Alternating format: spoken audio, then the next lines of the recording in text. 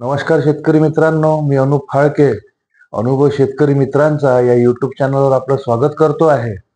आणि होळीच्या सगळ्यात आधी तुम्हाला शुभेच्छा देतो आहे आणि एक विनंती करतोय का चॅनलला सबस्क्राईब करायला विसरत जाऊ नका आणि व्हिडिओला लाईक करायला विसरत जाऊ नका. शेतकरी मित्रांनो, आज बघूया आपण की बागायती शेतीत गोमूत्राचा किती फायदा होतो आणि गोमूत्र वापरल्याने फायदा काय आणि नुकसान काय आहे. तर गोमूत्राचा सगळ्यात जास्ती तर बागायती शेतीमध्ये फायदाच आहे. आणि नुकसान म्हणजे कसं की चुकीची पद्धत जर वापरली तर नुकसान आहे. तर गोमूत्र काय काय आहे आपण हे बघूया. गोमूत्रात सगळ्यात आधी तर 70 ते 80% पर्यंत हे पाणी आहे.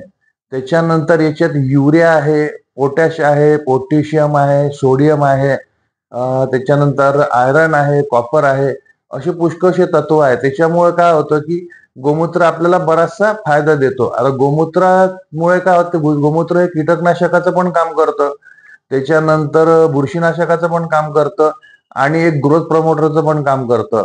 म्हणजे ग्रोथ प्रमोटरचं काम असं की झाडं चांगले वाढवण्यात मदत करतं आणि फोटोसिंथेसिस वाढवतं आणि झाडं हिरवी कंच ठेवते. आता याच्यात कसं आहे की जसं पिकांवर आपण जेव्हा वापरतो तर झाड हिरवं कंच ठेवतं, त्याच्यामुळे झाडांची ग्रोथ चांगली होते आणि त्याच्यानंतर ज्याच्यात पोटॅश वगैरे आहे त्याच्यामुळे फळं पण चांगले येतात.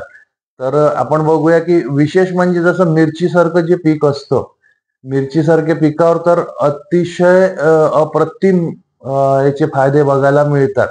कारण हे मिरचीचं पीक वगैरे जे आहे हे अतिशय रोगीट पीक असतं आणि आपल्याला याच्यावर वारंवार फवारे काढावे लागतात.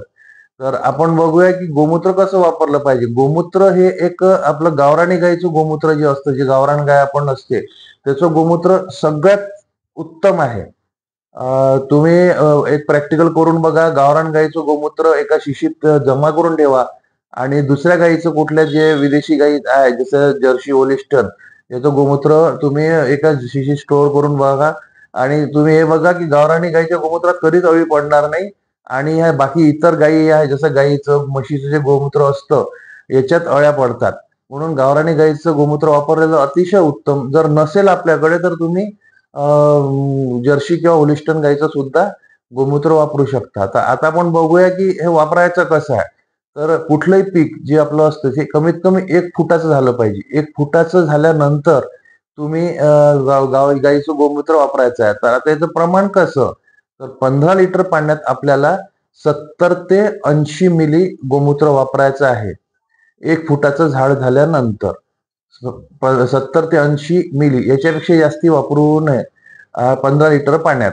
आणि 15 ते 20 दिवसांनी, तसं तर 15 दिवसांनी नाही काढली तरी चालेल, पण 20-20 दिवसानंतर एक एक फवारणी जर तुम्ही घेतली तर पुष्कळसा तुम्हाला फायदा होतो. जसं आता मिरचीवर चुरडा मुरडा पुष्कळ येतो किंवा बोकड्या रोग पुष्कळ येतो किंवा बुरशीचं प्रमाण जास्ती येतं.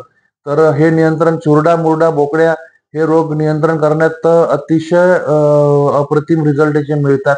म्हणून 20-20 दिवसांनी मिरची पिकावर किंवा इतर दुसऱ्या पिकावर पण, जसं भाजीपाला याच्यावर वापरू नये, पण जे मिरचीसारखी झाडं, वांगी, टमाटे वगैरे असते याच्यावर आपण वापरला पाहिजे.